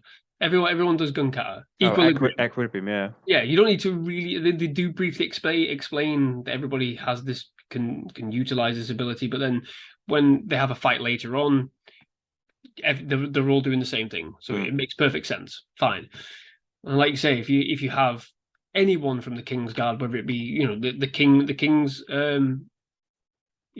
assistant guy, if he can do it, then belting. There's no need to explain, really. It's all just it's show and zero tell. It's show and zero explain. And as charming as he is, I suppose there's nothing of Jason Statham in this film beyond the surface. I do. I mean, no, I agree with all of that. I agree with you, Dan. I think he's the best thing in it still. It's not a great bar. I'd say that as well. It's not a great bar to beat, is it? But no. It is out of place. It's really weird. Like from that first fight in the barn, it's like, oh, okay, he's doing Jason Statham stuff, and Ron Perlman's just swinging around a big club or a big hoe or whatever farming equipment he's picked up. It's a bit jarring. But I think, as always, you said it again, Dan. He's just totally committed, isn't he? He just gives everything his all. He takes everything seriously. He wants to showcase what he can do at every opportunity, be it the martial arts, be it. I think you're right, Andy. He has a fluidity to his movements, which I think does make him stand out. And I think is how he has progressed, because he's almost like a dancer. Yeah, he was a dancer, wasn't he? It's a diver. It's a bigger pun. A diver, yeah. So there's precision and control, and yet the smoothness, because obviously as a diver, you'd need to have bit of smoothness to get the maximum points. You can't just do a flip and then land. It's got to be done precise, and smoothness in control. We've seen that from like the Olympics and things like that, haven't we? So it's an extremely physical craft, and yet there is a sort of like a balletic sort of point to it, and you see that in the way that he moves and everything he does. It's very much like you say, a dance. It's a smooth ballet. of martial arts, and I think that's, like you said, that's where his craft has been honed, because he's performed with Jet Li, he's performed with Stallone, he's performed with all these people that are really excel at what they do in different ways. But in this, I can almost see what the thought process was for him. He's like, right, okay, I'm going to be in like a medieval kind of film here. Cool. I'll get to show my ability using a sword. And yet when he got on set, they went, right, we want you to do your kicks and your spins and all this. And he probably a bit like, oh, okay, then. Whereas it would have been better just to see him be a bit more sort of like, not rigid, but, strong in form and precision in terms of using a sword, rather than just swinging it willy-nilly, which is what happens toward the end. It's not really a sword fight so much as Anakin versus Obi-Wan in bloody episode 3. It's just spinning and clanging, and that's it. Initially, I thought they never put him in a suit of armor because he's so badass he doesn't need one. But now I'm thinking, if they put him in a suit of armor, he can't do those type of things. So that's why he never puts one on. He stays in the shitty farmer's gear. In the farmer gear, in his burlap sack, his potato sack, and then so that makes a lot of sense. So I think maybe Andy's right there. I think they wanted him to come in and just do. It would have been really cool to see him full on gear up. Yeah, especially for like the final fight with Ray Liotta. He's just been crowned king. He comes in, like a Return of the King thing when when fucking Aragorn wears that new shiny armor and Mandalorian armor, the tree, just anything, just something different, because you can have fluidity in action, like we see with Aragorn in Return of the King. He's wearing armor, but it's not weighted armor. It's just a new cover, a new breastplate, a new cloak, a new sword. It looks fresh and new. We could have had something like that. We could have something that, the art of good filmmaking, a good sort of costume design, is that you make it look physically capable, and yet it complements the actors to allow them to do what they can do best. This film should have catered to him and gone, we'll make you armor that allows you to do what you do best. Sort of like in The Witcher, with Henry Cavill. He doesn't need big suit of armor, but he still needs something to protect him from being struck by a sword or an arrow. Figure it out. Nah, we'll just leave him in his farmer gear because why should we bother? We just want to do some spins and some kicks. It's disappointing. And it would have been great just to see him just turn up in the end of the film, in the final fight, dressed in a kingly manner. Totally fair comment. So he's the best thing in it, but does he manage any chemistry with anyone? He shares the screen with quite a significant proportion of the cast, doesn't he? He has scenes with Bert, with Claire Forlani, with John Rhys-Davies, with pretty much everyone, but no chemistry with anyone. It did. It was up and down with Ron Perlman, really up and down. I think they probably tried to make it work, but I think the problem is that the dialogue and the writing doesn't do them any favors.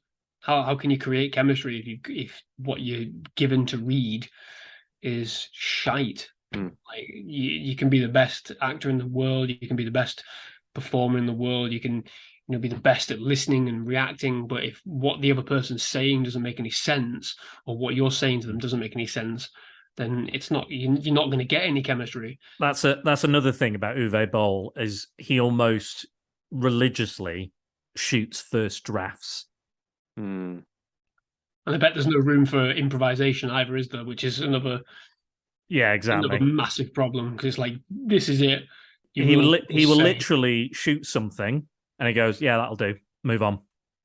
They don't waste any time. He doesn't really direct the actors. He is just like, because he's the producer, because he funds his own films. He's the producer and the director. So he's having that war in his head. How much money do we have? How much time do we have? I want the actor to do this. I need this to be the blocking. I think they don't even work out the blocking, actually. I think from that documentary I watched, that's what came across. It was just like, get it done, do it nice. It doesn't have to be pretty, but get it done. And there was a woman, in fact, who'd written Blood Rain, and she wrote this whole script, and 2 weeks later she got a call. She was like, oh, you're behind by 2 weeks. And she's like, well, most script writers can be months or years late with a script. And he was actually there shooting the film 2 hell. weeks after he'd asked her to write it. And he's like, where is this script? You need to give me the script now. We're shooting. And she was like, what? Like, she still got paid and everything. And she said that my script did not turn up on screen because he just rewrote the whole thing anyway and just did what he wanted to do with it. So there you go. He's an insane man. He's a raging Boll, much like the documentary. Nice. much like the documentary posits him as. But yeah, A funnier joke than anything in this movie by a long way. It almost makes it worthwhile. Yeah.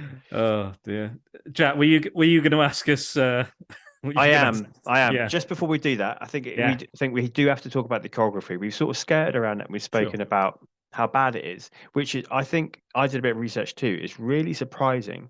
So I'm not good with names, but Siu Tang Ching is the name of the main man responsible for the choreography. Now, he worked on John Woo's The Killer, which is a wonderful movie. Yes. Brilliant action choreography. And Yimou Zhang's Hero. Okay. Oof. Which is, I think, overrated, but did change the way that action films were shot for quite a while. Brought in that wushu style and the wires, and so he has been involved in some seriously successful productions, like culturally impactful productions, and then he made this. What the hell was going on? Editing. Yeah. You think? I agree. I also think the Krugs, you can't really do much with them. I don't think those costumes are very well made. I think they were rushed out. I think the actors probably couldn't see. They're too bulky. They're too, because they just walk around like they're apes, don't they? They're like, even when Ron Perlman's pretending to be them, he's pretending to be like an ape. He's got that kind of gait to him. I think it was partly due to that, because they're mostly just the monsters. You don't very rarely get one-on-one fight scenes with the humans. But yeah, I think Andy's right. I think it's the editing. I really do. I was counting the cuts in the fight scene as well, and there's like 2 or 3, 4, 5 cuts every 2 to 3 seconds, and it was just so jarring. And like you said, that fight scene is going on for ages. It's just that. Just imagine that for 30, 40 minutes. That is what that fight scene is. All the way through it. Yeah, and I guess ultimately it might just come down to Boll again, mightn't it? Like, he's probably put in the work, and then this is what we've done. Because I mean, is this where? And I know this is culturally not correct, because obviously The Killer is a Hong Kong movie, but is this where the ninjas come from? Oh, well, we'll have ninjas in, because you can get choreographed ninjas doing stuff. But but the ninjas make me think of like a Cannon movie or a Golden Globus movie, the way they're costumed and depicted and the way they move. I don't know. It's just, when I looked at who it was, I couldn't quite believe it, if I'm honest, because of the these are the 2 I picked. He's been involved in a lot of prestige, like successful action movies, where he has been not just the choreographer, but like the action unit director. This guy knows what he's doing, and yet he is also involved in the King.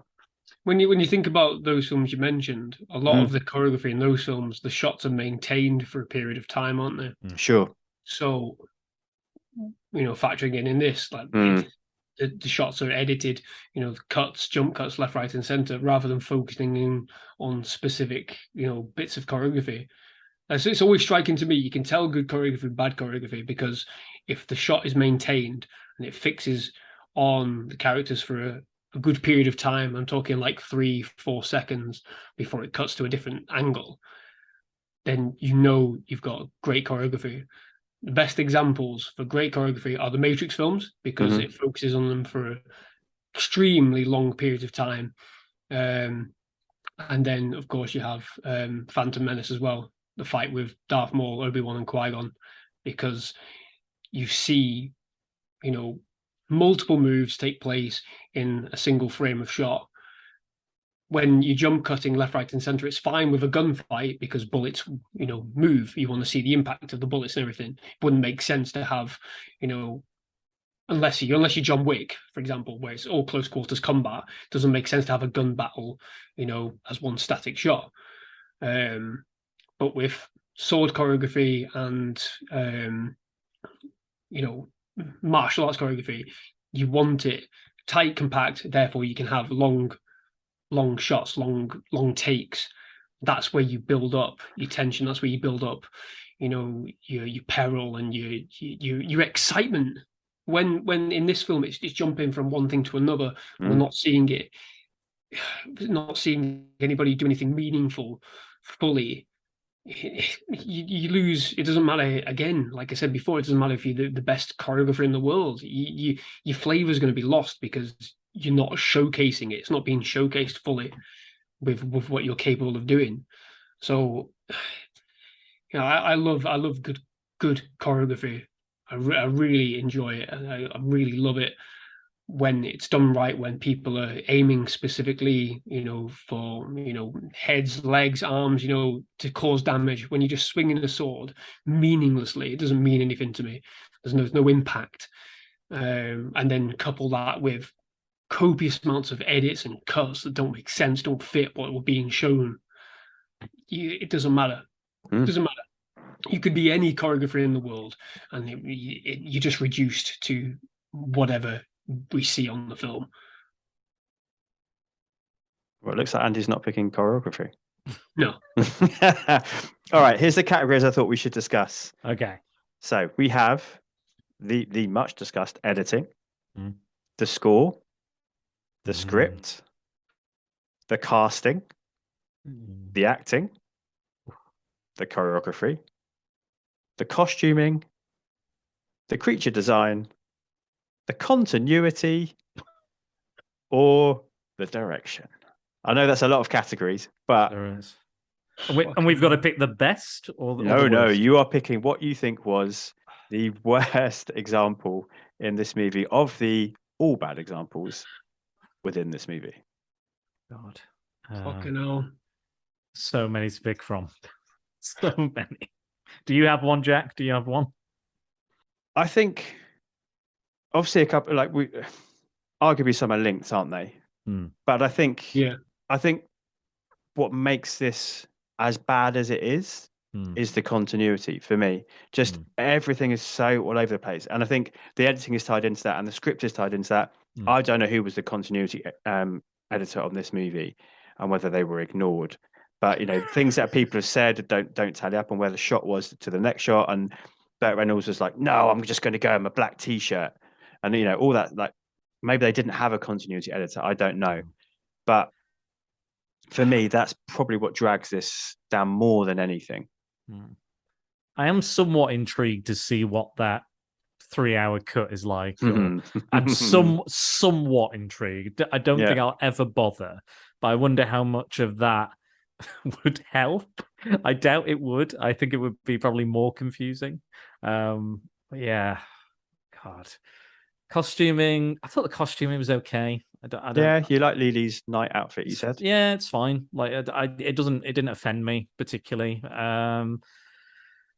Least egregious, I'll give you that. Yeah, I think it's the least egregious. Apart from Cristiano Lucan's completely stupid costume on top of a mountain. They look like they're so awkward. Like the worst Cirque du Soleil performance you've ever seen. Yeah. Horrific. Probably where they came from. Yeah, that wouldn't surprise me. I'm going to go out on a limb, and I'm just going to say direction, because the buck stops with the director in all things. And if he's the producer as well, and the overall script manager, as he probably is, then the buck stops for him 100%. It's awful because it's just awful. It's a disastrous film.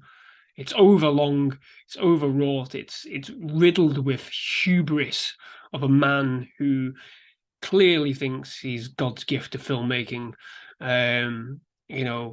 As per what you've said about that documentary, Dan. How long is that documentary? Is it like an hour and a half or something like that? Hour and a bit, yeah. Yeah, well, there you go. I mean, fuck off, fuck you. What's the title of the documentary? Fuck you all. The Uwe Boll story. Yeah, well, fuck you, Uwe Boll. You fucking Andy, be careful, because he might ask you to be in a boxing fight with him.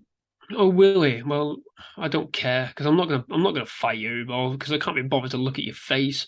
To be honest, it's just rubbish. It's rubbish, isn't it?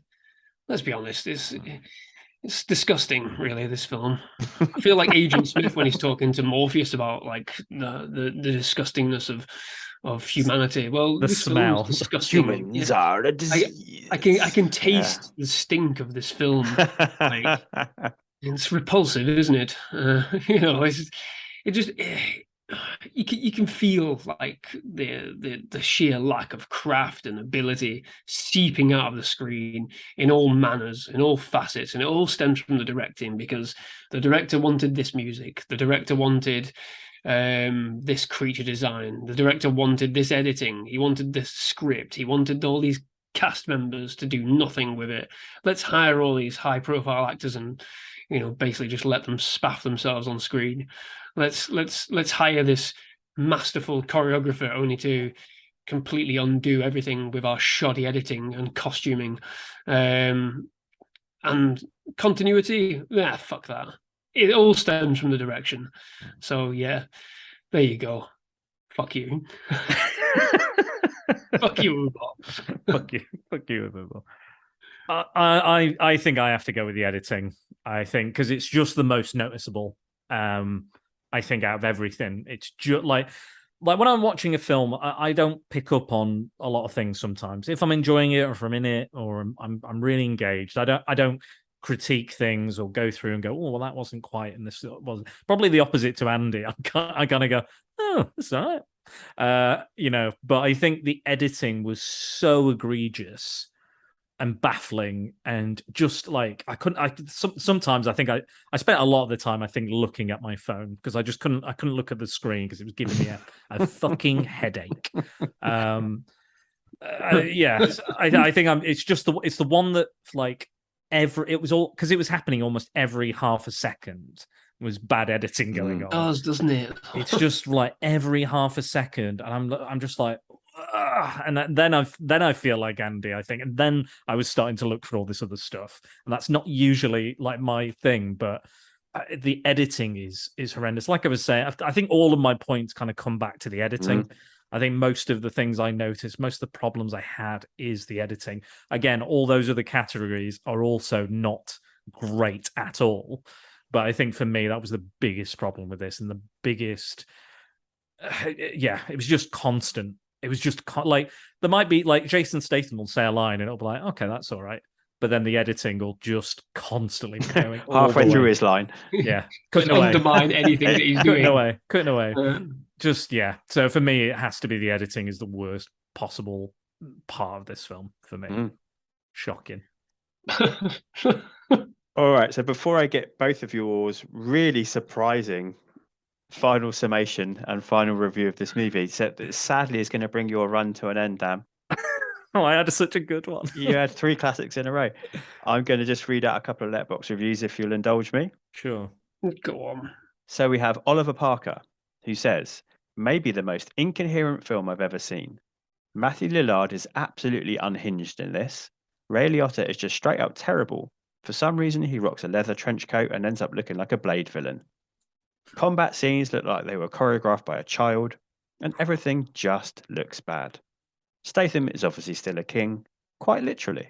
I feel like Oliver's definitely watched the same film as us. Yeah, I think so. Gray the Dot says, holy shit, this is an actual big budget fantasy epic. It had a budget of 60 million, and then Boll directed it to look like 10 grand. Long story short, the story behind how Boll got Jason Statham, Ron Perlman, John Rhys Davies and Burt Reynolds in his movie has to be more interesting than the movie itself. Long story shorter, Jason Statham can do no wrong in front of the camera, but he can do wrong in which camera he's in front of. That's a good one. I like that. I think that's nice. Spot on. The Scribbling Man says, if Lord of the Rings was a Power Rangers movie, if Ents were female Tarzans, if Frodo was Jason Statham and had a boomerang, if the Fellowship had 0 character development, if treason was a tolerable crime. Script doesn't make any sense, nothing is set up, and then things just happen without context. Every visual looks like it's trying desperately to mirror Lord of the Rings, and it does so terribly. The editing is incredibly choppy, the framing often nonsensical, the lighting disgusting, the choreography laughable. I'd like to say this is so bad it's a good watch, but it's not. While moments are entertaining, overall I can't recommend it on any level. It is bland, wooden, and painful. No more Uwe Boll for me, please. Yep. I'm like you, Dan. I've never seen an Uwe Boll film before. Yeah. This might be my one and done. Yeah, I think so. Andy, super fan though. Andy, super fan. Alone in the Dark, the film that really, pretty much did kill Christian Slater's career.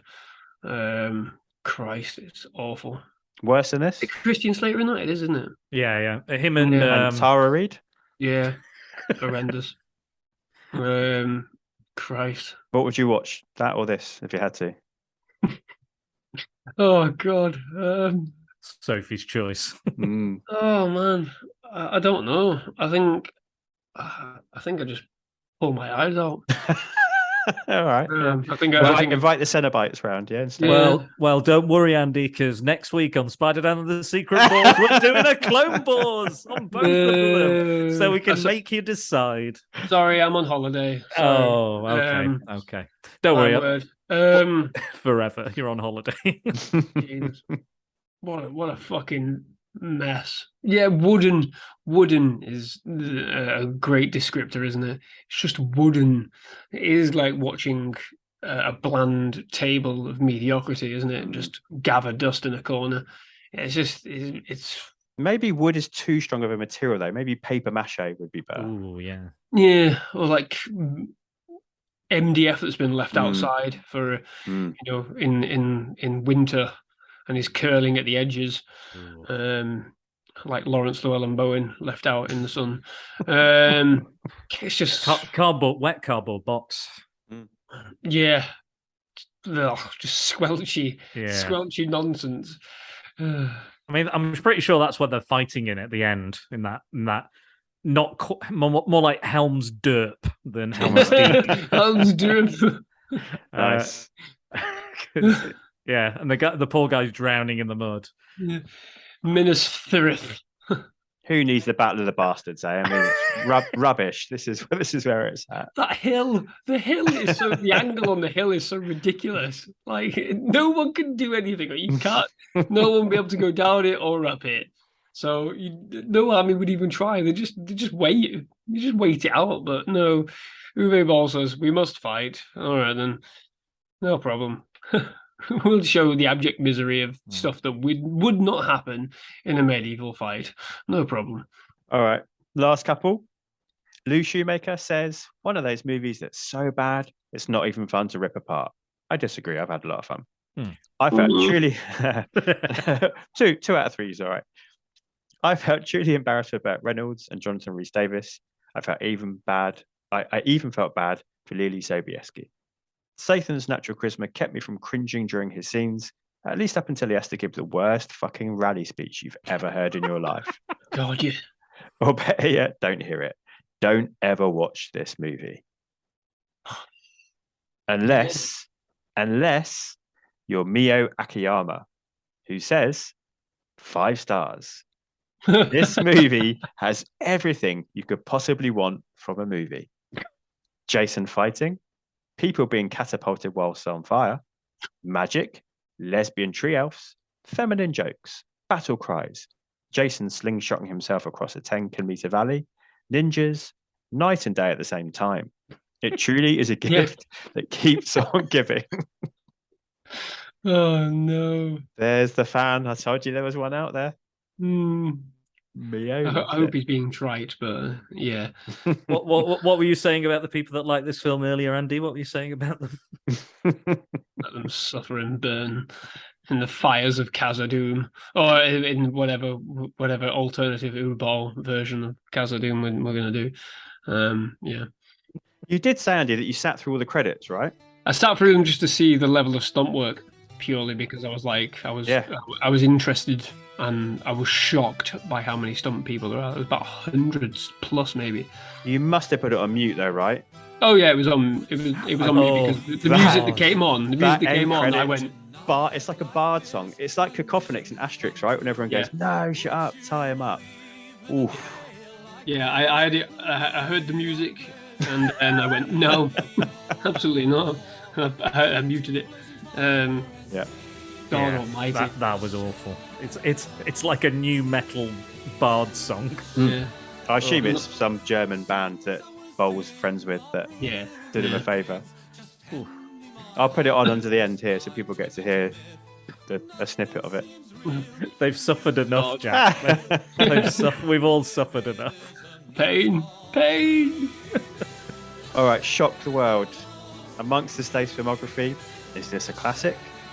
Is it worth catching? Or is it a completist only?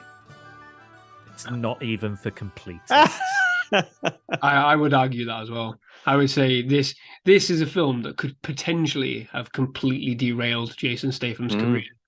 I think if it wasn't for his sheer charisma levels and his clear ability, in terms of what he's good at doing and, possibly his personality winning through, I think this could have seriously crucified his career in the same vein as what happened to Christian Slater with Alone in the Dark, and arguably Kristanna Loken as well with Blood Rain and other films.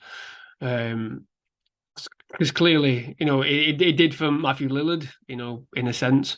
Obviously, Burt Reynolds is Burt Reynolds, who was always going to get away with it. You're not going to tarnish Burt Reynolds, are you? Whereas Jason Statham still, tuning, the craft and, doing all these other action movies. It could really have gone the other way from him. It could have really sort of done some serious damage. But, thankfully, for those that are mega fans, it hasn't seemed to have any effect on him at all, really. So what you're basing is I need a new category. Possibly. Yeah. This is bollocks in the glass, isn't it? Whatever new category you want to come up with, put it in the dungeon. Let's put it in the dungeon. In the dungeon siege. By the way, this film doesn't have a dungeon or a siege. just very good point. Just going to put that out there. It's a dungeon siege story with no siege and no dungeon. Okay. Or anything resembling dungeon siege, but never mind. But does it have a strong feminist message? No. Any message? No. I also feel like I was thinking this when I was watching that. I was like, there's an attempt, isn't there? Yeah, I was going to say they're trying something, but then they really just it never follows through. It's like all strong women doing things they want to do, telling people. Also, the whole idea that Lily Sobieski was locked in that castle when she instantly just leaves. Yeah. There was nothing keeping her there. No guards or anything. Nobody going, what are you doing here? He just walks out. No problem. It's just literally walks out. She could have always done that at any point. Oh, God. No, absolutely not. If we're looking for a feminist message in an Uwe Boll movie, it's not going to happen. I think they were like, we like strong, powerful women, but we also like to see their boobies. Come on, Kristanna Loken, let's have this as low cut as possible.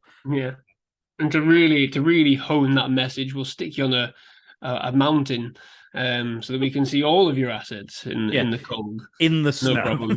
In the snow. Oh dear, she doesn't even have a coat. She doesn't even have a coat. Lily Sobieski was their anchor in that rope trick. How did that work? Magic. Yeah, we'll call it that. But this film was anything but. What's magic is that we managed to get through the film in one sitting. That's the real magic of this. That's it.